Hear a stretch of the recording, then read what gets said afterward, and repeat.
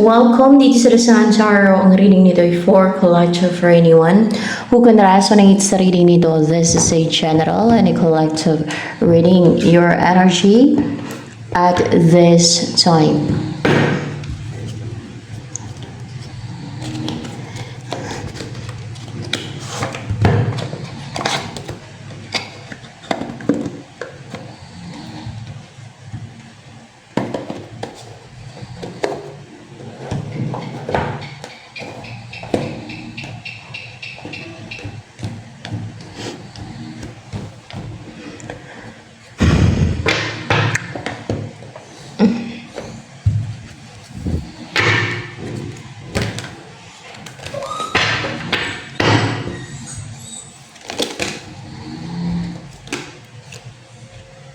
Ten of Pentacles and Nine of Cups.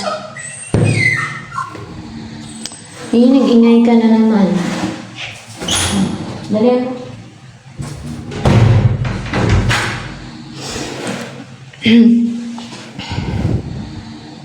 Yung wish mo, yung wini-wish mong buhay na kumpleto, masagana, prosperous, magagrant, mangyayari.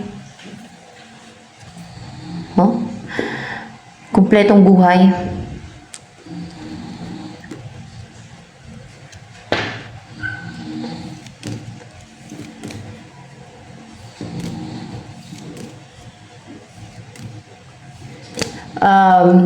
Ano pa? Energy mo yun.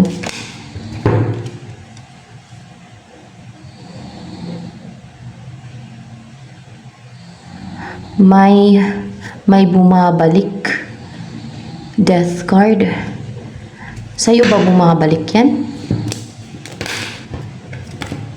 Sa'yo to bumabalik. Si Empress. Ano to? May nakaraan kayo ng tao na to kasi death card eh. Babalik siya, bumabalik siya sa'yo. May nakaraan ba kayo? Ano ba yung person ba yung babalik sa'yo? Bumabalik na yun sa'yo? Person yan. Person. Bumabalik sa'yo. Sa'yo bumabalik talaga. Sa'yo bumabalik. Person. Anong intention nitong bumabalik? Tao ba itong bumabalik sa'yo? Tao. Tao. Tao talaga. Person. Bumabalik siya, guys. At magician yung kanyang energy. Gagawin niya ang lahat. O may susi na siya para makabalik sa'yo. O nakuha niya na yung susi para makabalik sa'yo. Dati ay nahirapan niya makabalik. Hindi siya nakuha niya na yung susi. Kundi may susi na siya. Ayun, may susi na siya, guys, para makabalik sa'yo. Positive na siya, inspired. Yan ang susi niya. Positive na siya, inspired. O, may susi na siya. Capable na siya. Lahat ng tools na kailangan niya para makabalik sa'yo. Kung ano man yan, no? Like courage, intelligence, perseverance, positivity, yung na-inspired siya, ganon. Yung mga ganon ba? Confident na siya, hindi na siya mahiya, hindi na siya nahiya sa'yo, brave na siya, mga ganon ba nagkiba? Meron na siyang susi, guys. Yun na yung mga susi niya. Lahat ng mga kailangan niya, lahat ng tools na kailangan niya, lahat ng kakailanganin niya para makabalik siya sa'yo, meron na. Meron kayo nakaraan ito, kaya babalik siya sa'yo. Ayan, may babalik daw sa'yo from your past. O, may nag-end sa inyong dalawa nito. Yan ang babalik sa'yo. Sino yan? Yung babalik na yan sa'yo. Ayan na yung kapapangasawa mo. Yan. Yung katuparan ng wish mo. Sino yung babalik sa'yo na yan? Ano yung energy niya? O, meron talagang nag-end sa inyong dalawa. Nakaka-recover niya lang from sa nangyaring ending sa inyo. Sa nangyaring ending sa inyo. Sa nangyaring ending sa inyo. Kung matagal ng panahon, nagkaroon ng ending sa inyo nito. Ngayon pa lang siya naka-recover. Bago pa lang. Ganun. Oo, bago pa lang siya naka-recover. Yan. Kaya, dahil naka-recover na siya, makakabalik na siya sa'yo dahil okay na siya, no? Na-heal na siya, naka-recover na siya, ready na siya ulit makipagsapalaran, ready na siya ulit mag-take ng risk kasi inspired na yan, positive na yan kasi naka-recover. Sa nangyari ending sa inyo. Kung nasaktan talaga yun, o masakit-sakit yung natamo niya, nasaktan ba yan sa'yo? Oo, nasaktan yan sa'yo. Nasaktan daw siya. Kaya ngayon palang nakarecover. O kung short, or short tuloy. Kung maiksing panahon man or mahabang panahon man na hindi ito nakabalik sa'yo, dahil nag-heal pa yun, hindi pa yun nakarecover, no? So nangyaring ending sa inyo. Pero ngayon, nakarecover na siya, kaya babalik na siya. O yun, sino ba nagagay dito ngayon? Si Jesus Christ pa rin ba? Siya pa rin daw, guys. Siya pa rin. Wow, the world. Siya pa rin. Wow, thank you Lord Jesus Christ. Again.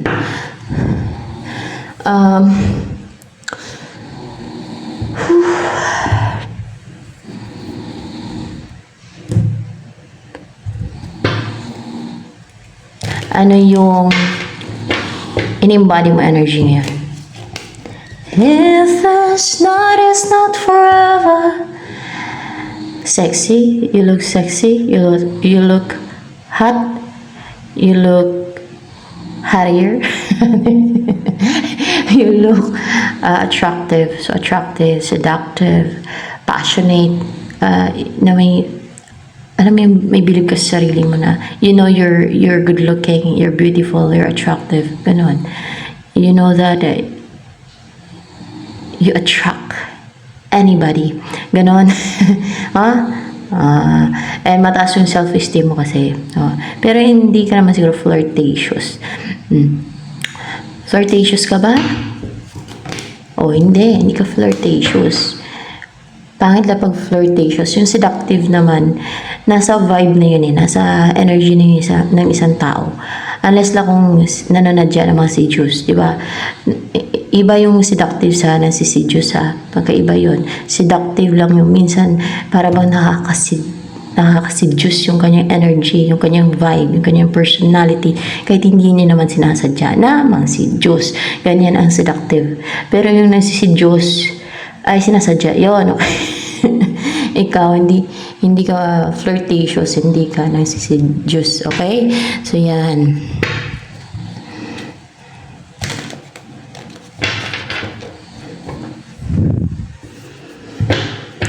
And confident. Parang may pagkaano may nakukuha ako dito Para there's intensity. Intensity sa personality mo. Yun.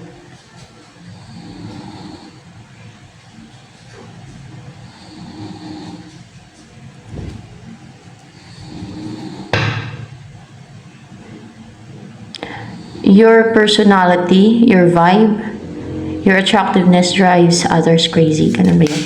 Hindi naman. Basta ganun, napaka,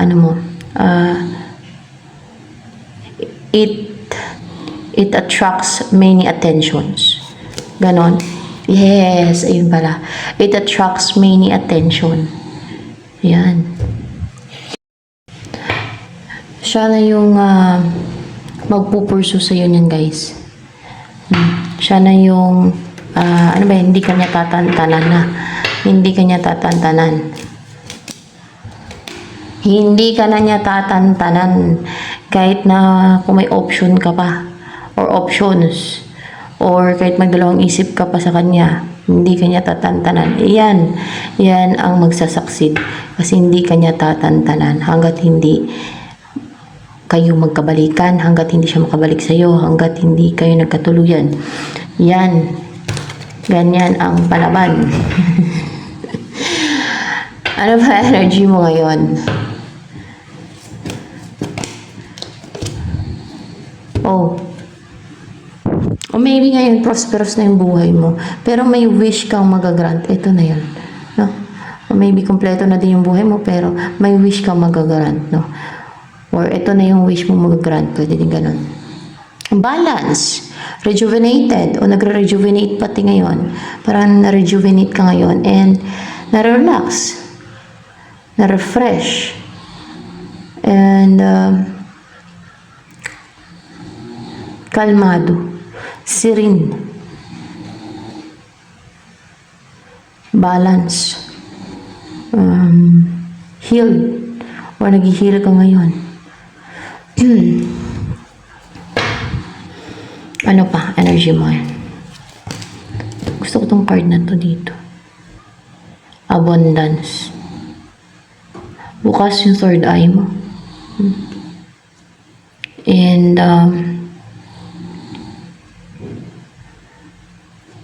malakas yung pakiramdam mo. Malakas yung pakiramdam mo pagkaganto. Yung senses mo, yung pakiramdam mo, yung nararamdaman mo, your intuition, your third eye. Ganyan.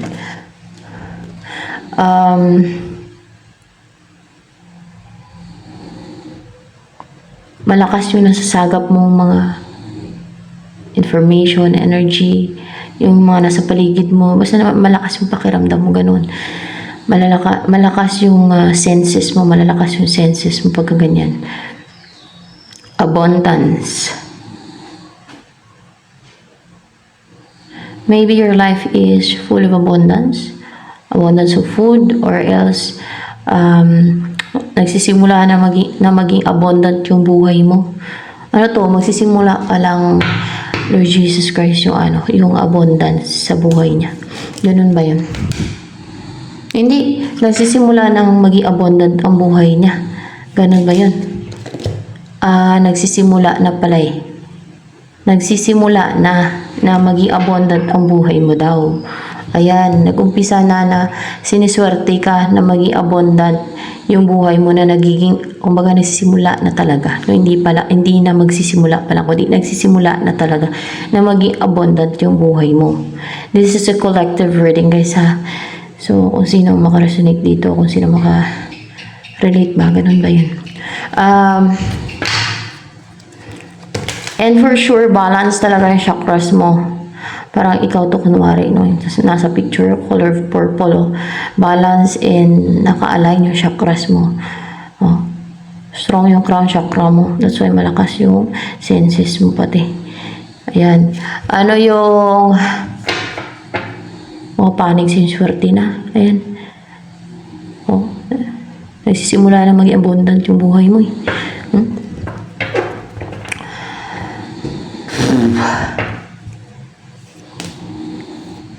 Ano yung feelings naman ni the tower na person mo, the tower in reverse na yan, na babalik sa'yo. Ayan, babalik na siya sa'yo. Ano ang feelings na sa'yo ni the tower in reverse na babalik sa'yo? Anong feelings na sa'yo? Five of Swords.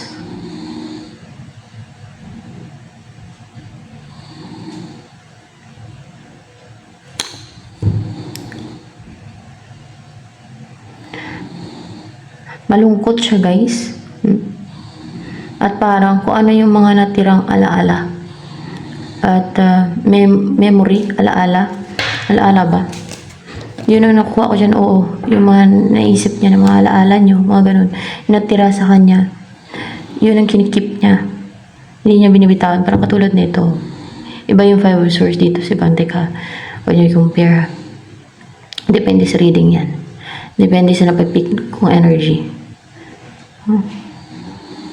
Na parang may mga na-broke.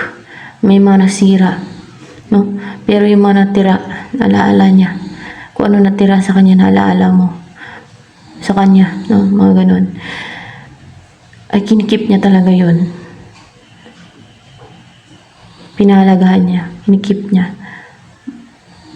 Para bang yun na lang natirang alaala mo sa kanya. Mga ganun ba? O natirang, natirang alaala mo sa kanya. Natirang alaala niya sa'yo. Baliktad na. Natirang, ano ba yun? Natirang maalaala niya sa'yo. Yan. Baliktad, oy. natirang mga alaala niya sa'yo. Ayan. Pinapahalagan niya kinikip niya. Ayaw niya mawala yun. Dahil yun na lang ang natira na alaala niya sa'yo. Ayan. At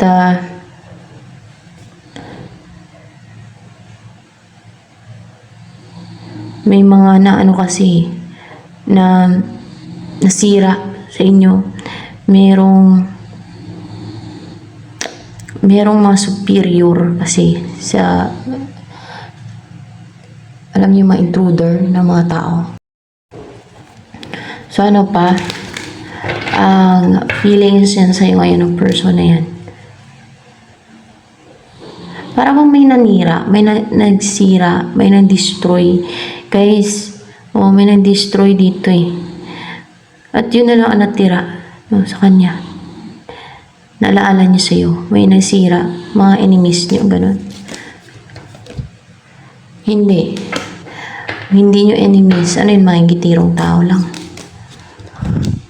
Mga ingitirong tao lang. Ingitiro, ingitira, ayan. Mga defensive na ingitiro, ingitira mga tao. At parang defensive pa. Kasi 7 of Wands, clarified by 7 of Wands pati. Ayan. Nagagawa nyo ng mga ingitiro, ingitira. At parang mga defensive pang mga tao. Ayan. Ano ang iniisip niya ngayon? Ito. O natirang pag-asa to. Hope. No? Yan ang in-embrace niya, kinikip niya. Ano yung iniisip ngayon ng person mo na yan na babalik do sa'yo? Yung energy niya ay the Tower in reverse. Ano iniisip niya ngayon? Wanna feel one last time I'm wide awake. So once iniisip niya ay puntahan ka para may sketch siya, may plano na. Ayan. Brave siya na puntahan ka. Positive, may yellow din naman dito. Naging active. Naging passionate, no? Kasi once naman to, napuntahan ka and may red pati. And may blue din, so courageous din siya, napuntahan ka. Determined talaga, napuntahan ka. So, hopefully, sana, ay wag na siyang magpigil sa mga hindrances, sa mga gustong magpa-delay, sa mga manipulations ng iba. Kasi merong mga ingitiro-ingitira na pwede nilang suyuin yung person mo. Huwag ka na mag-date na ako sa person mo, maging cold ka na lang. Maging cold ka, syempre may orasyon yun, no? Kaya mahalaga talaga yung may dipinsa talaga, guys. Kasi yung effective na dipinsa o protection, no? Kahit prayer na lang. Kasi yun na nga, impluensya nila yung isip mo, yung person mo. Pag walang sapat na dipinsa, parang didiktahan nila yung tao.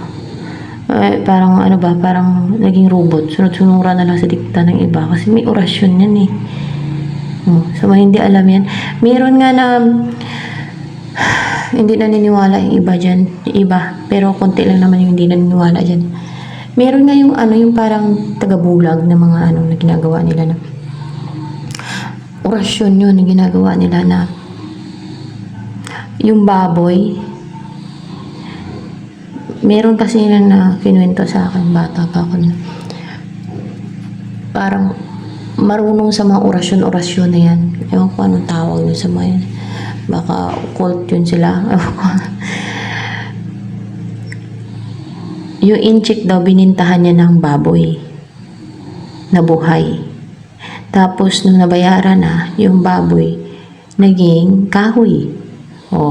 Parang binulag, no? Yung inchik, yung mga biktima nila na, kunwari baboy, yun pala kay kahoy. Yun. Ngayon, nung hinawakan daw ng incheck yung kamay niya kasi naging kahoy man yung baboy.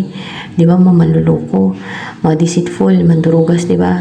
Nagamitan nila ng katarantaduhan. Yun nga lang, yung kaluluwa ng mga ganun. Sa impyerno din naman mapupunta. Yung mga salbahe na yan.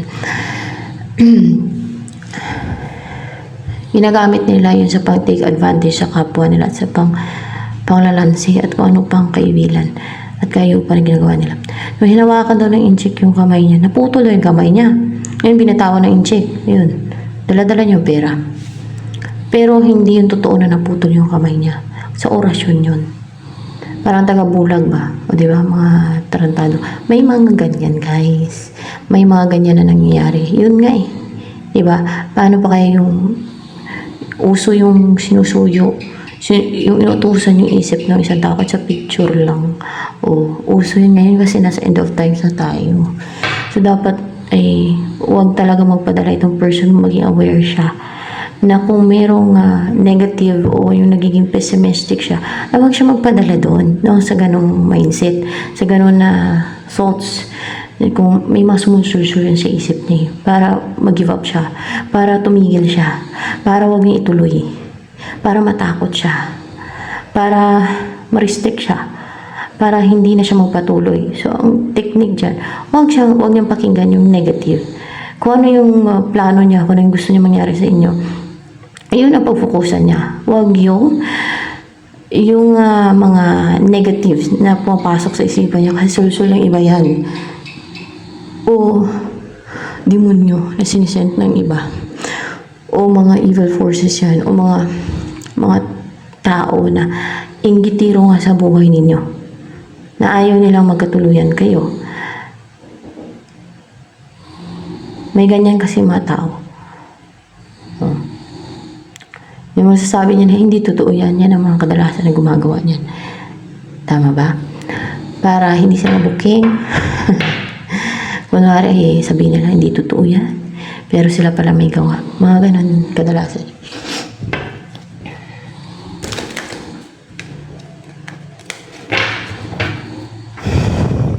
Ano yung, there are people na manipulative. Kaya na lang paikot-ikot. O, diba?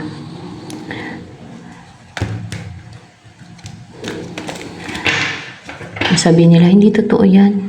Pero sila palang gumagawa niyan. Para hindi sila mabooking. Para hindi maging aware yung iba na may ganyan pala. O, diba? Para makontrol nila. Para ano na nila yun, advantage na yun sa kanila. Na makontrol nila yung iba sa ganong mga paraan nila. Sa ganong ginagawa nila mga deceit, scheme. Ayan. Tricks. Ano tawag dyan? Evil doings.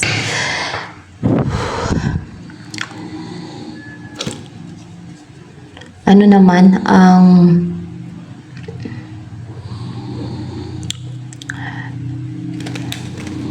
balak ngayon ng person mo sa'yo. Balak pa lang ha. Nasa isip niya pa yan. Babalak pa lang yan. Yung person mo na to na the tower na yan, nababalik sa'yo. In reverse, tower in reverse. Ano yung balak niya ngayon sa'yo?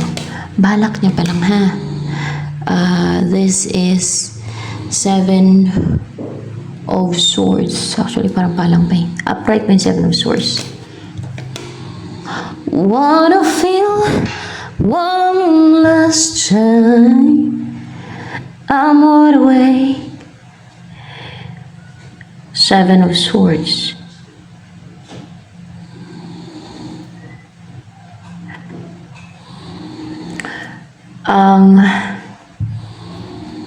Kunin ka ng patago. Uy!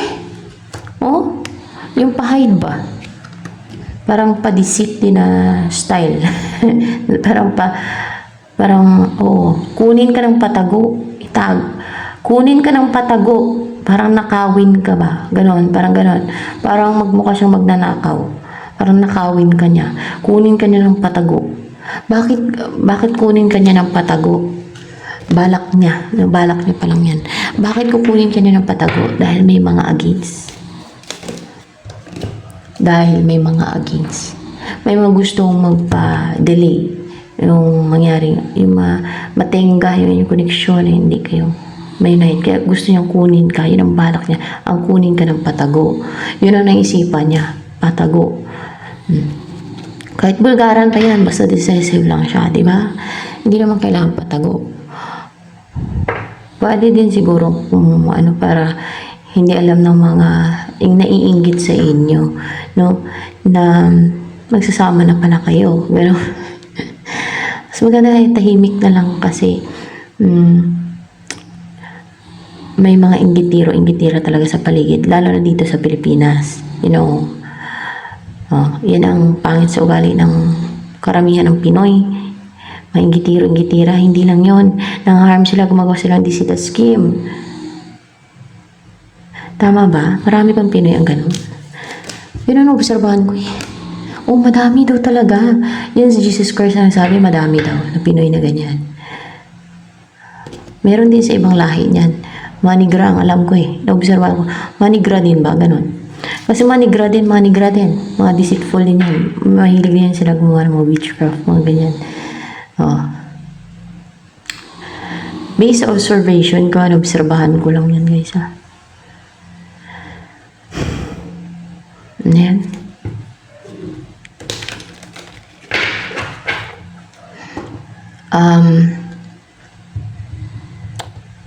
Ano kaya ang possible na next na mangyayari? Possible pa lang ha.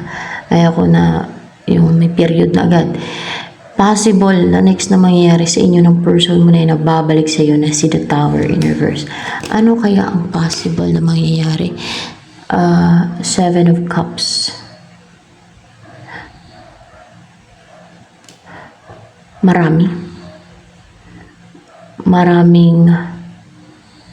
Marami siyang i-offer. Yun ang possible na yes, marami siyang i-offer sa'yo. Para bang mamamangha ka na lang. Mapawaw. Ano yun? Mapawaw ka? Mapawaw? Mapawaw talaga. Hindi naman. Mamangha ka lang. Pwedeng mamangha ka. Na parang mapaisip ka sa ma-offer niya. Ganon. Hindi naman sa mapaisip ka sa offer niya. Parang magulat ka sa offer niya. Or maybe ma-amaze. Hindi sa magulat. Ma-amaze ka sa offer niya. Hindi. Ma-excite ka ba sa offer niya? Ay, oo. Ma-excite ka sa offer niya. Ma-excite ka sa offer niya. Pero clarified by Five of Cups. Kasi may mga nawala din sa'yo. At ano yun, parang mapunuan yung mga nawala sa'yo. Dahil sa offer niya. Para bang maging mabuo ulit. Parang mabuo. Siguro yun siya nawala sa'yo. Dahil siya nga nawala sa'yo, di ba? Ayun na nga. Marami siyang offer, iba-iba. Siguro magandang buhay, bagong buhay na, malaking pagbabago sa buhay mo, kasi kasama mo na siya. Magbago na talaga yung situation ng buhay mo. Lalo kung dadaling ka sa lugar niya, di ba malaking transition, malaking pagbabago sa buhay mo. Ang mangyayari sa buhay mo, pag dadaling ka niya sa lugar nila, malapit man o malayo, di ba? Malaki talaga magbabago sa buhay mo kasi makakasama mo na siya, lalo kung magsama na kayo, di ba? Ano pa kaya ang next na mangyayari? Mga possible na mangyayari sa inyong dalawa. Ng person mo na yan na babalik sa'yo na si the Tower in reverse na yan.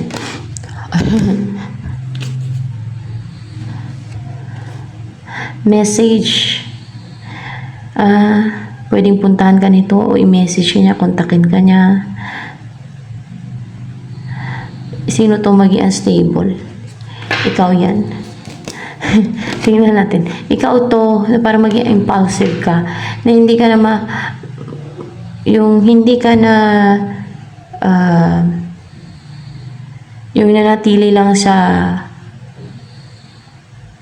yung kontento at komportable sa kung saan ka. pwedeng, ano to, magta-travel ka. Magta-travel ka. There's movement kasi. O, magta-travel ka pala nito eh. Yun ang mangyayari. Magta-travel ka.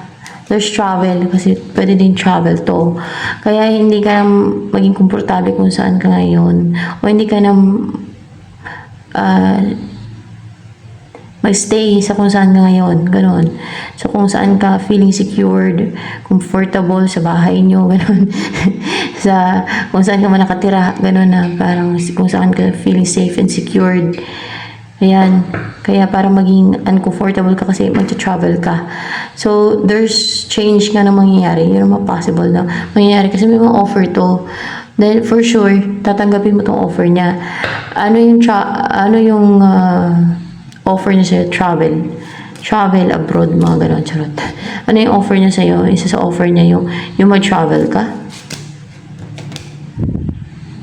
Hindi yun ang isa sa offer niya sa'yo. Pero kasama yan na magta-travel ka. Oo. Dalawa kayo, magta-travel kayong dalawa. Hindi yun ang offer niya sa'yo. Pero kasama yun, magta-travel kayong dalawa. Oh? Ay, kukunin ka nito pagka ganyan. Kukunin ka niya.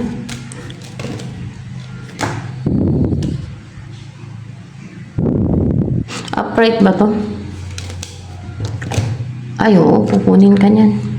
Kukunin ka niya. Kaya nga, hindi ka tatantanan niya, no? Mag-effort yan sa'yo hanggang sa makuha ka niya. Hanggang sa pumayag ka na sumama sa kanya. Pero, isama ka niya ng patago daw. Ayan. Mag-effort yan hanggang sa makumbinsi ka niya sasama sa kanya. Ayan, isasama ka niya. Dalawa to, di ba? Mag-partner. Babae, lalaki.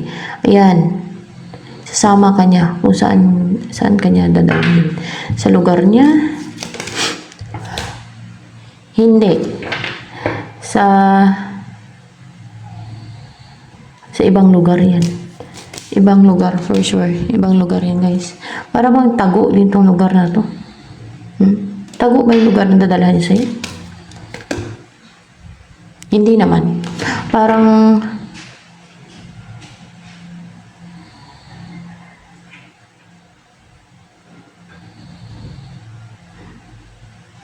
pa-hide to eh. Pa-hide yung pagdala niya sa'yo. Patago.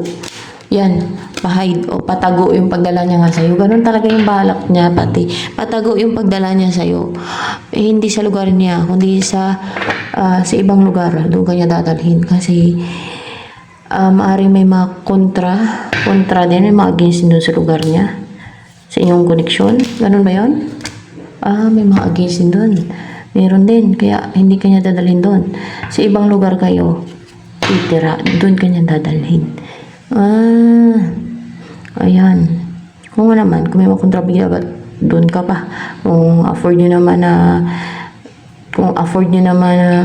o both of you, no, na tumira sa lugar na walang mga kontrabida, di ba?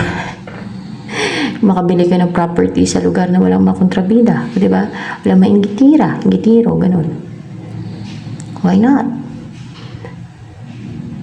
Para peaceful at tahimik yung inyong buhay, walang nanggugulo, walang namimiste sa inyo, di ba?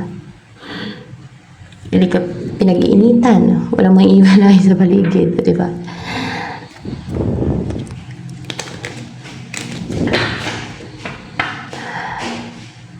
Ano ba yan? Suportado ka ni Jesus Christ dyan? Sa inyong relationship? Yeah, suportado ka ni Jesus Christ dyan. Of course, yung mga evil, hindi yung suportado ni Jesus Christ. Alangan, yung mga evilness buhay ninyo.